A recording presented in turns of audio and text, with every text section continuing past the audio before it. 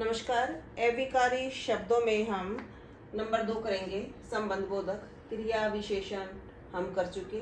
हमने देखा था कि जो शब्द क्रिया की विशेषता बताते हैं वही क्रिया विशेषण कहलाते हैं। अगला है संबंध बोधक।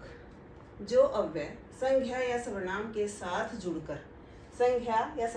साथ जुड़कर उनका संबंध वाक्य के दूसरे शब्दों के साथ बताते हैं कि संज्ञा और सर्वनाम का संबंध वाक्य में दूसरे शब्दों के साथ क्या है। उदाहरण के लिए हम देखेंगे, पाठशाला के सामने ही पुस्तक की दुकान थी। कि पाठशाला और पुस्तक की दुकान का क्या संबंध है कि वो दोनों सामने थी। ठीक है, तो कुछ संबंधबोधक शब्द हैं आगे पीछे, ऊपर नीचे, तुल्य, बराबर, खातिर के बदले, जैसे राम के बदले मोहन, मतलब घी के बदले दूध, मतलब दोनों का संबंध है।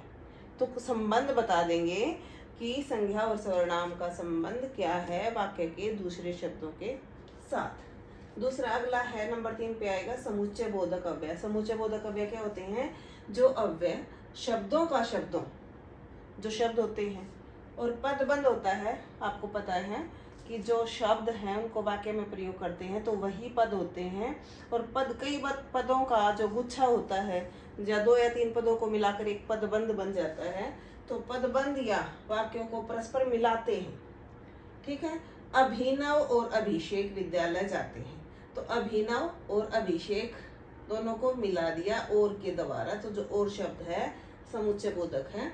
विद्यालय जाते हैं, ये मुख्य शब्द हैं। और, तथा, एवं, या, की, किंतु, क्योंकि, इसलिए, तथा, फिर, जिसके, जिससे कि। समुच्चय बोधक के 2 मुख्य पाठ किए गए हैं, एक समानाधिकरण और दूसरा व्याधिकरण।